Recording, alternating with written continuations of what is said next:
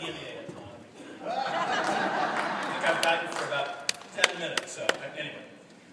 Actually, I want to begin by saying that if you're expecting a speech as good as what you heard last year from Tom Wolfe, you're just not going to hear that today. Tom's speech last year was quite simply the best of its kind that I've ever heard. So before I go on, I want to have everyone pay tribute.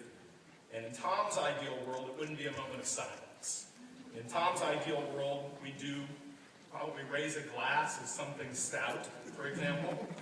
And so since we can't do that, let's just pretend. And whatever we have in front of us, let's raise it to last year's Charles F. Martin Award winner, a good friend, a mentor who left us far too early, but also left us with memories and the clearest blueprint that we could have for what a union member should be all about. Here's to Tom Wolfe. More about him later. I'm honored and humbled to be this year's Charles F. Martin Award winner. As I look around this room, I see dozens of people who are more worthy of this honor than I am, and that is a tribute to the quality of our organization. Like this year's Hawkeye basketball squad, and Mary Jane's beloved Crimson Tide, Team ISCA is a very deep squad, and that's something that we should be very, very proud of. I'd like to thank the selection committee as well as the members of DMEA who submitted my name for nomination. Finally, a special thank you to my wife, Mary, who's sitting back there. Mary? Right back there, standing back there. Who's another dedicated public school PE teacher. In fact, she's wearing her battle uniform today. She came straight over from school. And I'd also like to thank my amazing daughter, Chloe, who used to refer to my bi-monthly weekends when I had a DMEA executive board meeting on Thursday night, and then an ISCA board meeting on Friday night and Saturday morning as my guard duty weekend. So thanks for always being supportive of my decisions to guard this cause, even if at times it meant some late nights and some missed soccer games. I love you both. Thank you very much.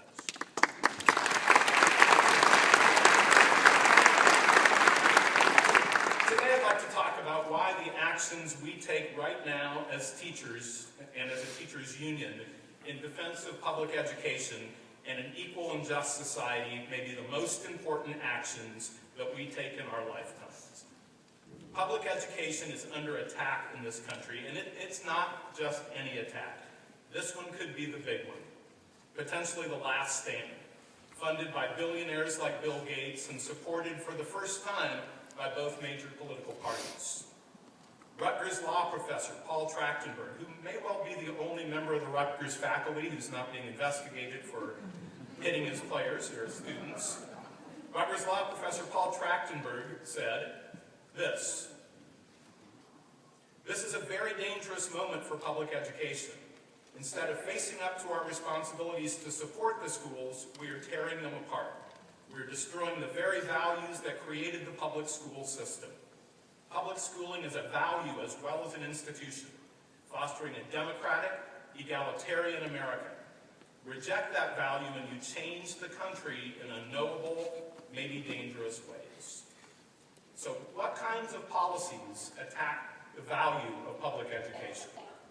Charter schools, for one, owned and operated by for-profit corporations that aren't accountable to the parents whose children attend the schools, or any elected body for that matter. Schools that deliberately exclude the poorest and most needy students to improve their marketability to upper-income white families in a manner that caused the UCLA Civil Rights Project to declare their expansion a major civil rights issue. 200,000 more students were educated in charter schools last year than in the previous year. That's a 13% jump, due largely to the unwavering support of the Obama administration. And speaking of that administration, the $4 billion and counting federal Race to the Top program is another attack. Instead of assisting underfunded schools struggling under the weight of poverty, which has been the traditional equity role of the federal government in education, Race to the Top creates winners and losers by forcing them to compete with each other for funds and bribing states to accept unproven and counterproductive reform strategies in exchange for federal dollars.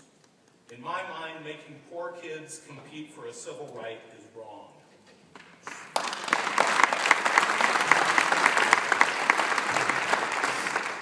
Online learning is another attack, with common student-teacher ratios of 60 to 1, where for-profit companies like K-12 Inc. receive double the amount of state money that it costs to educate their students online, which they then plow the profits back into advertising and inflated executive salaries. It's shameful, and yet the number of students enrolled in online learning academies has doubled since 2006.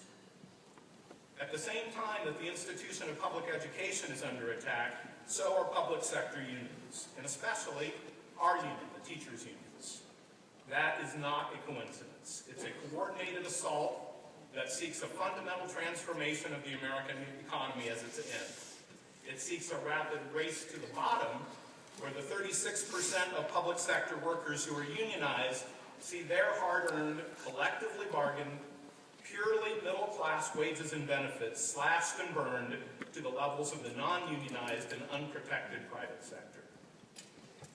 Even though by virtually all accounts the Great Recession that we seem to be pulling out of was the result of the deregulation of the financial industry, up-and-coming political reformers like Scott Walker, Chris Christie, would have the people believe that the teachers and their bloated benefits, pensions, and salaries were the cause of this crisis. They demonize everything that is public, and people are listening.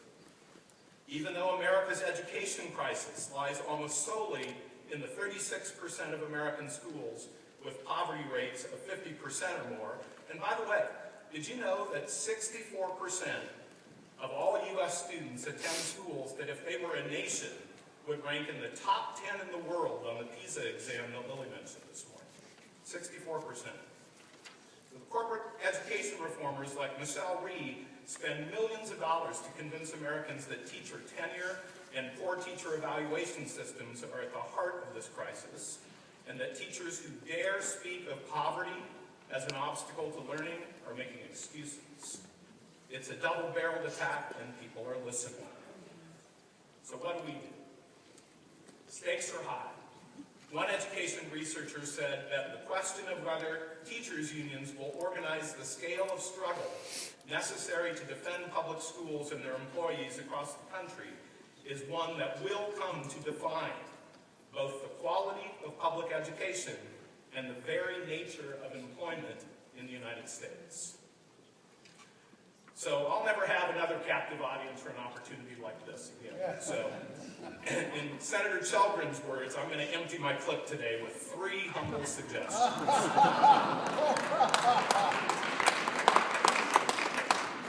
The first one is obvious: organize and grow. Our numbers are shrinking, and the percentage of young teachers joining the union is decreasing. As leaders of this organization, we set the example for other members to follow. How do we bring them in? How do we bring them back? Or failing that, how do we keep our voice strong with less voices? As far as bringing them in, I'd like to challenge every person in this room to do what my wife is doing this year, and formally mentoring a new teacher in the next school year. It was mentors like Paul Mann, like Randy Richardson, I think is up here. Randy, like Brad Hudson, and like my good friend Alan Young, who ingrained in me the notion that the only chance teachers have to be heard in a meaningful way in our profession is through the collective voice that is the union. If you believe in the necessity of the teachers' union as a vital cog in the public school system, you have an obligation to convey that belief to new teachers. We can also grow our voice even with fewer members by networking with like-minded community organizations and other labor unions at the local level. In Des Moines, we've had some success working with the Interfaith Alliance, an unwavering supporter of public education. The Iowa Child and Family Policy Center seems to share our concerns about the necessity of anti-poverty efforts. The opportunities are out there at the local level, and we need to take advantage of those. Number 2, as my friend Alan Young used to say, speak truth to power from within and without. We have to actively resist policies like Race to the Top that we know will do harm to our children. Being at the table isn't always a good idea, especially when you might be on the menu. We need to infiltrate the National Democratic Party again from the bottom up and help them relearn what they have forgotten about the value of public education. Now, this is my Marco Rubio moment.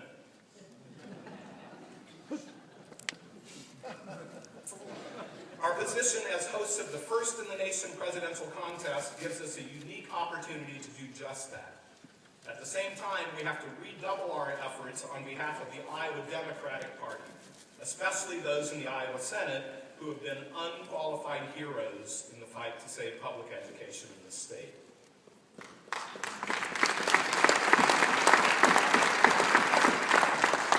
Finally, number 3, we need to push our national organization to focus on social justice. Here is where we come back to our old friend Tom Wolf.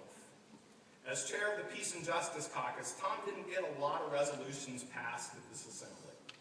But he knew that the big elephants in the classrooms were of the social justice variety, and he kept bringing those issues back to us year after year.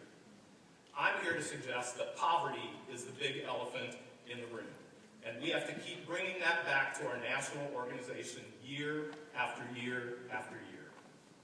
As Principal Mel Riddell said, the only true linear relationship in the social sciences is the relationship between poverty and student performance.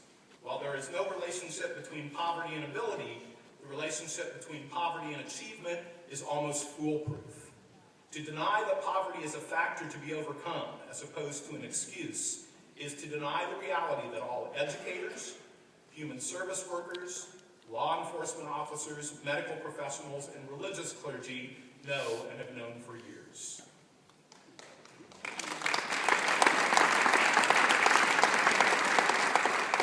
We as individual teachers and as an organization have to have the courage that Tom Wolf showed year after year at this assembly to shout down those profiteering reformers who will call us excuse makers when we demand that our political leaders address poverty and income inequality before they tinker with value-added models and other things like that in teacher evaluation programs.